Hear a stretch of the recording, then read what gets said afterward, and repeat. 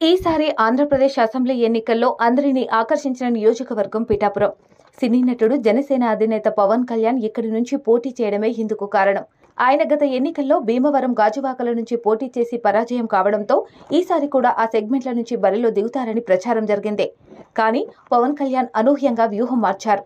ఎవరూ ఊహించని విధంగా పిఠాపురాన్ని ఎంచుకున్నారు. కాపు సామాజిక వర్గంతో పాటు బీసీలు తన అభిమానులు పెద్ద సంఖ్యలో ఉండటంతో పవన్ ఈ నియోజకవర్గం నుంచి పోటీకి దిగారు. దీంతో ఆయనను ఓడించేందుకు వైసీపీ సర్వశక్తులొడ్డింది. సుదీర్ఘ రాజకీయ అనుభవం ఉన్న వంగగీతను బరిలో దించింది.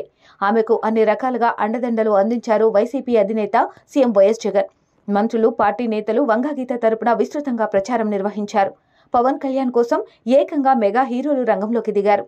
దీంతో వీఐపీ సెగ్మెంట్లైన కుప్పం, పులివెందుల, హిందూపురం, మంగళగిరి కాదని జనం, మీడియా అందరి దృష్టి పిఠాపురంపై పడింది. పోలింగ్ రోజు కూడా ఈ నియోజకవర్గం హాట్ టాపిక్ గా మారింది. గతంలో ఎన్నడూ లేని విధంగా ఇక్కడ ఓటింగ్ సాగింది. ఏకంగా 86.63% పోలింగ్ నమోదైనట్లు ఈసీ వెల్లడించింది. ఇక్కడ 2014లో 79.44%, 2019లో 80.92% నమోదైనట్లు చెప్పింది. ఇందుకు పవన్ కళ్యాణే కారణమంటూ కమెంట్స్ వినిపించాయి. యువత, విద్యార్థులు, ఉద్యోగులు, వృద్ధులు పోలింగ్ కేంద్రాలకు భారీగా క్యూ కట్టారు. ఈ నేపథ్యంలో పిఠాపురంలో గెలుపెవరిది అంటూ కోట్లలో బెట్టింగ్ జరుగుతోంది. ఈసారి రాష్ట్రంలో అత్యధిక మెజారిటీ సాధించిన వ్యక్తిగా పవన్ కళ్యాణ్ నిలుస్తారని జనసేన కేడర్ ధీమాగా ఉంది. ఈ నేపథ్యంలో వైసీపీ నేత పిఠాపురం అభ్యర్థి వంగగీత మాట్లాడినట్లుగా ఉన్న ఆడియో క్లిప్స్ సోషల్ మీడియాలో వైరల్ అవుతుంది. ఇందులో పవన్ పై ఆమె ప్రశంసల వర్షం కురిపించింది.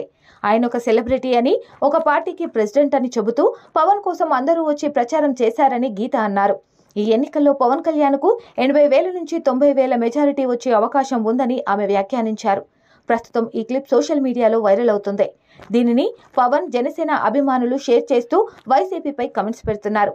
వంగగీత చేతులెత్తేశారని ఆ పార్టీ నేతలు తూర్పు తిరిగి దండం పెట్టుకోండి అంటూ వ్యాఖ్యానిస్తున్నారు.